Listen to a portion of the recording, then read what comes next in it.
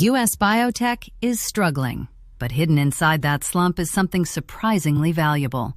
A decade's worth of domestic manufacturing infrastructure that global pharma might be eyeing right now. More than 40% of NASDAQ-listed biotechs from 2015 have been delisted, and capital has dried up across both public and private companies, leaving a lot of built-out infrastructure with nowhere to go. Companies like Arrowhead, United Therapeutics, and Moderna have spent years building U.S.-based manufacturing facilities, and together they've created a serious domestic footprint that's hard to replicate quickly. Growing pressure on pharma's offshore tax strategies is making foreign drug makers look twice at U.S. biotech assets. Policy scrutiny is quietly turning into M&A momentum. To understand why, we need to zoom out to a tense moment between Washington and Dublin, where Trump accused Ireland of siphoning away U.S. pharmaceutical revenues through rock-bottom corporate taxes. Trump's frustration centered on profit shifting, where companies book earnings in Ireland through IP ownership.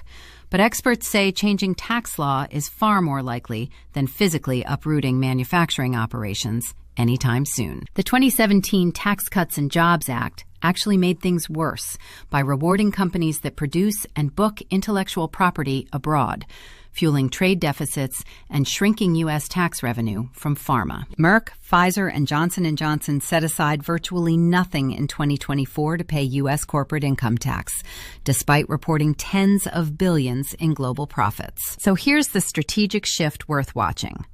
Rather than building new plants from scratch, Big Pharma may find it faster and more politically smart to simply buy what already exists. The biotech sector poured over $50 billion into domestic manufacturing over the past decade, yet biologics capacity utilization has only hovered around 60%, leaving a significant gap between what was built and what's actually being used. The clearest example of this playbook in action is Novo Nordisk's acquisition of Catalent, a landmark deal that shows exactly how a foreign pharma giant can buy its way into U.S. manufacturing. In early 2024, Novo Holdings acquired Catalent, took it private, then handed 3 key manufacturing sites in Indiana, Belgium, and Italy to Novo Nordisk for $11 billion, a clean, sequential vertical integration move. With those facilities in hand, Novo Nordisk gained direct control over fill-finish operations, fixed the compliance issues that had disrupted Wegovy supply,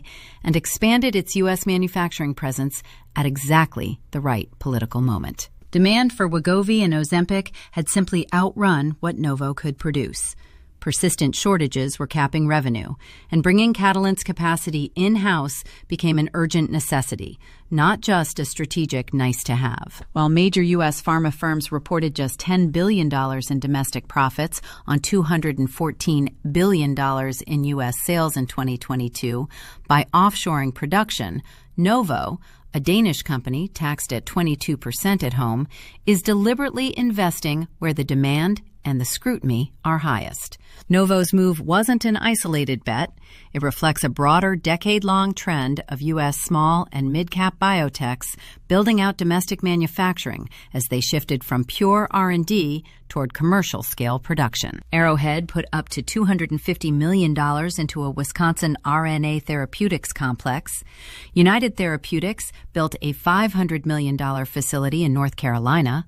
Moderna invested over $400 million in Massachusetts, and BioMarin expanded its biologics capacity with FDA approval. Not every company went the build-it-yourself route, though.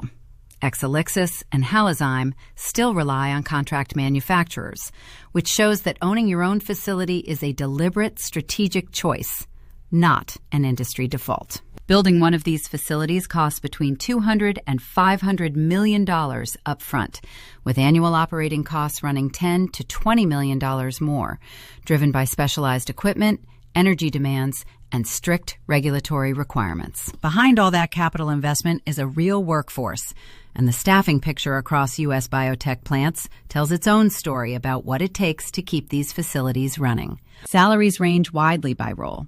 Technicians earn $40,000 to $90,000, bioprocess engineers $65,000 to $135,000, quality control staff 50 to 110,000, and facility managers up to 145,000 or more, with Massachusetts and California sites consistently at the top end. Now we arrive at the central question. Can U.S. biotech's financial pain actually become a strategic opening, one that draws global pharma companies in to buy what struggling domestic firms have already built? The biotech downturn, mounting tax pressure on offshore profits, and the Buy American political climate are all pointing in the same direction, toward global pharma acquiring existing U.S. facilities rather than starting from zero.